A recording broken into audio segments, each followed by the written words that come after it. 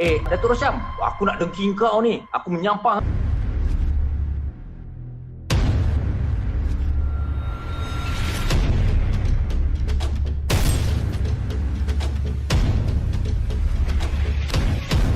Assalamualaikum, saudara Fahrin Ahmad. Waalaikumsalam. Fahrin, apa khabar Fahrin?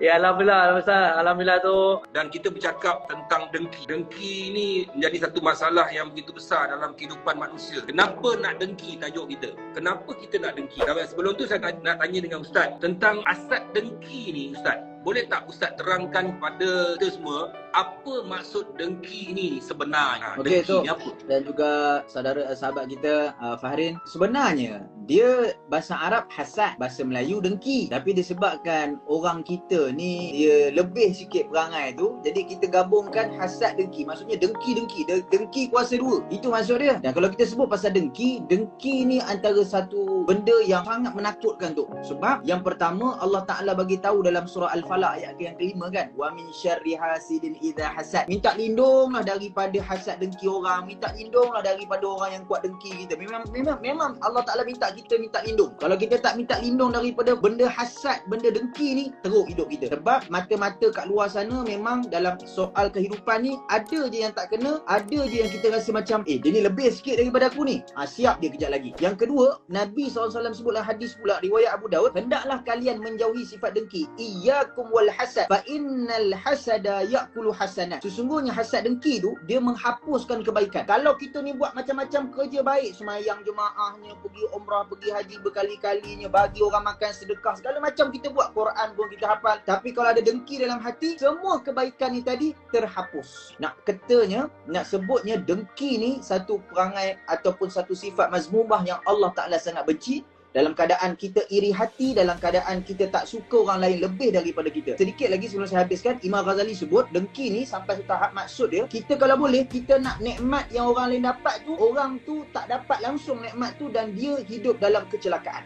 Itu maksud dengki yang paling jahat. Jadi sebab itu kalau saya boleh kata yang pertama ni, itulah maksud dengki tu.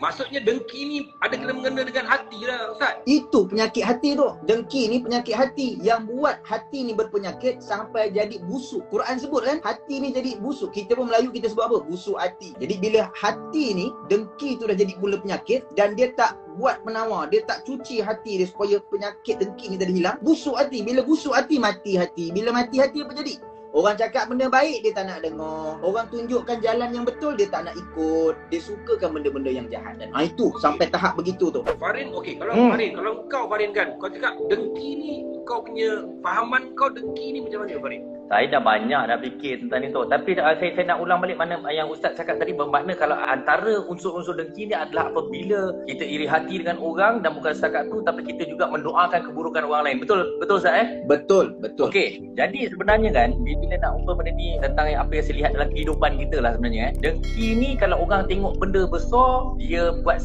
secara perbuatan, dia sabotage dari segi perbuatan lah mungkin tentang benda-benda yang kita nampak ke, yang penting dengki benda jahat. Tapi sebenarnya dengki yang paling ringkas yang selalu manusia tak perasan, lebih-lebih lagi dalam dunia digital kita social media dan sebagainya, yang kita tak perasan ni ialah apabila kita lihat orang lain bahagia, kita jadi tak suka pula. Itu dah satu dah. Lagi-lagi apabila benda-benda tu berlaku ataupun kebahagiaan, kelebihan, rezeki yang datang pada mungkin pesaing-pesaing kita, mungkin rakan-rakan kita, orang yang terdekat dengan kita. Satu, timbul rasa iri hati yang buruk, bukan envy bahasa Inggeris dia envy lah, itu mana cemburu yang buruk. Dan dah lah cemburu. Kedua, dia doakan pula orang tu celaka, doakan keburukan orang tu. Dia ni yang memang jahanam lah bisnes engkau, engkau ni tak lama lah, engkau ni gini-gini. Kedua. Ketiga, yang selalu bila kita rasa mungkin ini renungan untuk diri saya juga, yang kadang-kadang bila saya nak ke arah tu, ingatkan balik diri kita. Orang tu tak pernah ada salah dengan kita, orang tu tak ada apa-apa, kita cuma melihat kelebihan dia. Tapi kita pula bila orang tanya kita berpendapat tentang si Fulan dan si Fulan, kita akan suka bercakap benda yang buruk. Sedangkan kita bukannya kenal sangat pun, bukannya kita tahu pun, bukannya, contoh senang cerita lah, Fahrin, kau kenal Datuk Rosyam ke? Kenal, gini-gini. Tapi kerana ada adanya rasa cemburu yang buruk tu, tak adalah Datuk Rosyam tu sebenarnya jahat tu, gini. Benda yang dia tak tahu pun dia nak sebut-sebut, asalkan dia boleh cakap benda yang buruk untuk memburukkan orang tu. Itu yang paling atas lah, dengki dengan lisan yang mula daripada hati. Dia tak payah perbuatan, tapi dengki dengan lisan bermula dengan tu. Jadi kalau kita jadi manusia, kita tengok orang lain bahagia, kita marah. Dalam marah, kita cemburu. Dah cemburu, kita burukkan lagi orang tu, pada orang tu tak buat apa-apa pun kat kita. Saya rasa permulaan dengki dan penyakit hati bermula dari situ tu. Okey, Ustaz. Adakah cemburu, iri hati itu kalau tak boleh dikawal membawa kepada dengki? Baik, kalau kita dengki tentang kejayaan orang lain dan kita nak jadi baik macam dia tanpa kita mendoakan kecelakaan dia, tanpa kita merosakkan nikmat dia, itu dinamakan sebagai ribtah. Ribtah ni maksudnya kita jealous dengan orang yang dengar botok. Bukan botok. Botok tu yang cocok-cocok tu. Balik ribtah tadi. Kita ceritanya orang tu, contoh orang tu duit banyak. Dia duit banyak, dia sedekah. Dia sedekah.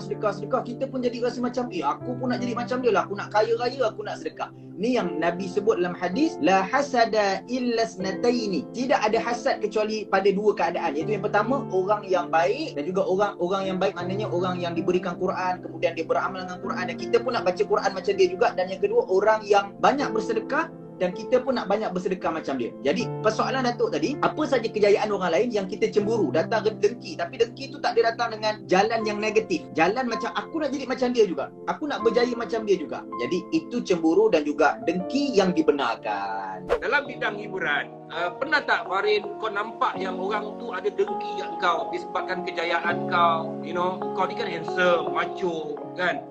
Orang dengki kat kau. Lepas tu ada tak orang tu sampai sekarang dia kekal ke dia dah hilang dah? Macam kau masih ada lagi. Itu saya kan sebenarnya tu kan, dalam industri ataupun dalam hidup ni saya tak mikirkan sangat. Saya suka bersangka baik lah. Bukan nak kata poyono aku jumpa orang bersangka baik. Tapi bak kata saya tu lah, kita kalau senang cerita, Datuk Rosyam, aku nak dengki kau ni, aku menyampah kau. Dia cakap depan-depan kita tak? Dia takkan cakap. Jadi perkara tu saya tak tahu. Dan in fact kalau yang berlaku secara terang-terangan tak ada. Tapi bak kata saya lah, tapi kalau kita sebagai rakan-rakan dalam industri, kita gentleman. Ni saya jujur je saya nak cerita. Masa dulu-dulu, masa awal pelibatan saya tahun 2003, 2004 baru berlakon, antara waktu tu nama yang memang tak henti-henti beberapa tahun, nama Datuk Rosyamno lah. ABP dia, segala apa dia. Memang nampak tu. Tapi betul, di situ bila kita tengok cemburu, kita tengok Datuk Rosyam ni, aku masuk top 5 ABP, tak boleh juga beat dia ni. Tapi saya boleh mengambil pilihan macam kau pernah berlakon dengan Datuk Rosyam kan? Pernah. Dia tu berlakon bukannya bagus sangat, dia tu gini-gini. Saya boleh, walaupun sedangkan dalam hati punya cemburu tu, dia ni memang bagus lah, dia ni memang berlakon best lah. Tapi kita nak menidakkan benda tu, nak menjatuhkan dia, mendengki dengan cara yang macam tu. Jadi so far di kalangan rakan-rakan secara terang-terangan saya tak tahulah. Kalau belakang-belakang saya tak gentleman kan, saya okey dengan dia buruk-burukkan saya pasal mungkin nak menjejaskan reputasi kita tak tahu. Tapi tentang yang lain-lain tak ada. Ustaz, okey, ada orang dengki Ustaz. Kita ambil contoh lah Ustaz kan. Orang dengki ni, orang agama pun kena dengki. Kadang-kadang macam kita ambil Ustaz Kazim contohnya kan. Dia berceramah, lepas tu terkena pula dengan batang hidung siapa-siapa kat luar tu. Dan orang tu mandrem dia, bomohkan dia sampai sakit. Ini tahap mana punya dengki sampai boleh mendahului kerja Tuhan ni, Ustaz?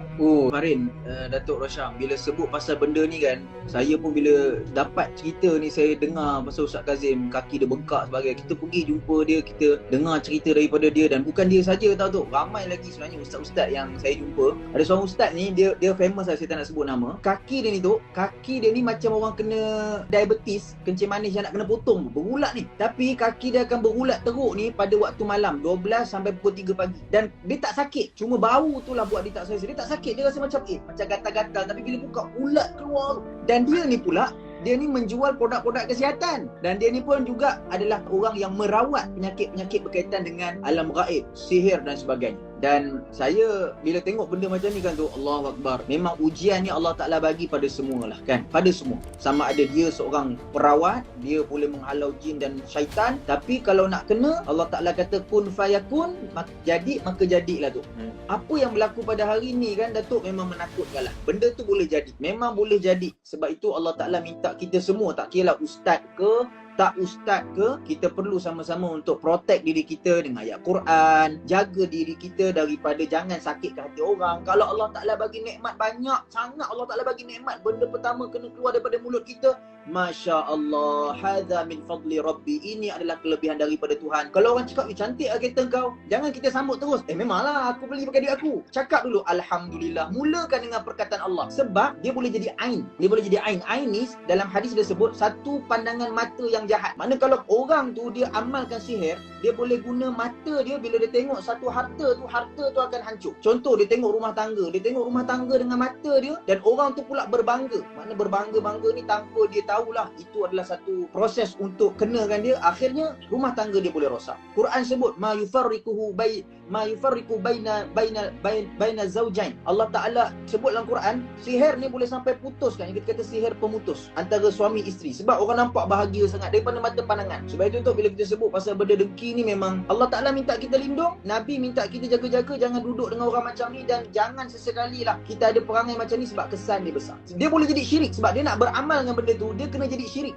Dia kena jadi syirik. Maksudnya apa tu? Nak beramal dengan benda sihir ni, dia kena jadi orang yang paling benci dengan Islam, lebih benci daripada syaitan membenci Islam. Barulah sihir dia jadi. Kita cakap pasal kita yang terkena. Okey, contohnya saya nak tahu, mungkin ustaz ada pengalaman ataupun mungkin ustaz ada baca ataupun ada berguru bahawa orang yang mendengki kepada orang ni, kita nampak orang tu kena, yang dia dengki, dia jumpa bomo ke, dia jumpa apa ke, orang tu terseksa. Tetapi kita nampak macam dia bahagia, tapi sebenarnya dia terseksa ke bahagia, Ustaz? Orang yang buat orang yang buat benda ni.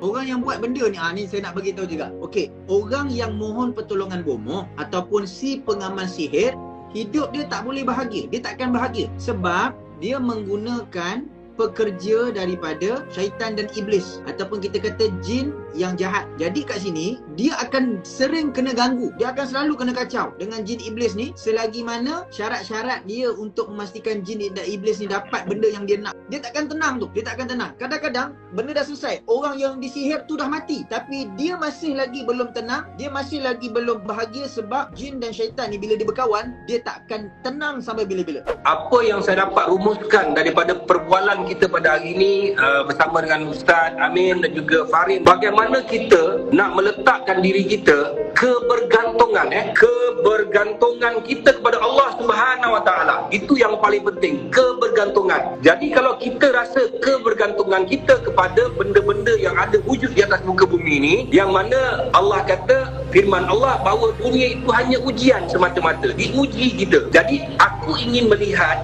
sama ada kebergantungan kehidupan kau di atas tempat yang aku uji ini, yang hanya sementara ini, kau bergantung pada aku ataupun tidak. Adakah dengan apa yang kau tengok sekeliling aku ni, dengan rezeki yang aku bagi, kebendaan yang aku bagi itu, adakah ianya akan kekal? Jadi terima kasih Ustaz, terima kasih Farin. Assalamualaikum warahmatullahi taala wabarakatuh. Bye. Bye, jumpa lagi. Takbir. Allahu Akbar. Takbir. Allahu Akbar.